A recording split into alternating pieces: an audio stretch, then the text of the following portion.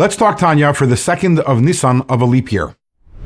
The last days we're talking about the Gan Eden that a person receives, where the soul goes to after the soul departs the body, and we spoke about two primary levels of Gan Eden, and then an even higher level for the greatest of tzaddikim.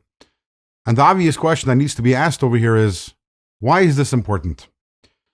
As many of you might know, in Chabad, in general, the concept of Gan Eden and reward, we don't focus on it that much. We're focused on the here, on the now. What does God want of me to do today?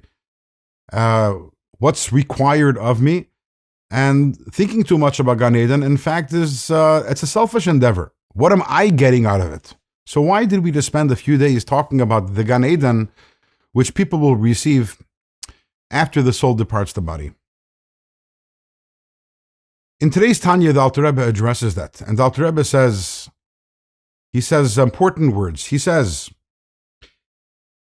V'hinei schar mitzvah pirush shemischara neda muhusa umadrigasa. Which means, the mitzvah produces its own reward, and therefore, by understanding the reward, we can have a deeper understanding of the mitzvah itself. What does that mean? Ordinarily, when you look at the reward for something, it doesn't tell you much about the nature of the work that went into receiving that reward. So, for example, let's say you're an accountant or you're a doctor or whatever it may be, you're a contractor and you get a paycheck.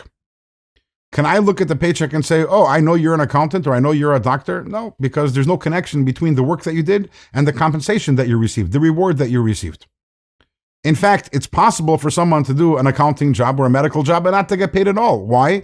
Because the work doesn't produce the reward. The reward is extrinsic. Sometimes, however, the reward is not extrinsic. The reward is an outcome of the work. So, for example, let's say you built for yourself a house. So what is the reward? The reward is that you have a house. I can actually now go and examine the reward, in other words, examine the house, and figure out the nature of the work that went into it, because they're tied together. A mitzvah produces its reward. And therefore, when I look at the reward, I can actually have a deeper understanding of the mitzvah itself. So when I say that when I do a mitzvah in this way, I go to the lower level of Gan Eden. If I do it in another way with a different type of kavanah, I go to a higher level of Gan Eden. That gives me an understanding of the value of the mitzvah, and that's what's important. It's not the Gan Eden that's important. It's our understanding of Gan Eden which sheds light on the value of the mitzvah itself, which is important. When I do a mitzvah in a certain way with a certain kavanah, my mitzvah is on the level of the world of Yetzirah, which is why the neshama afterwards will go to the lower level of Gan Eden. If I do it with a higher level of intent and kavanah, then my mitzvah is a higher mitzvah. It's a mitzvah on the level of the world of Bria, which is why a person who does a mitzvah in that way, afterwards their soul will go to the higher level, because again, the reward is an outcome of the mitzvah.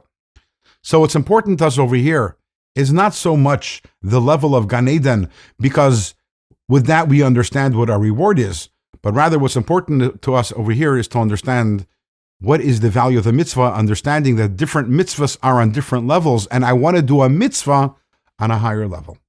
Well, up until now, we've been talking about if I have intent on this level, then the neshama goes to this level of Gan Eden, etc., and also teaching us about the value of the mitzvah itself. But what if someone does a mitzvah without kavanah, without love for God, without awe for God? What is the level of the mitzvah then?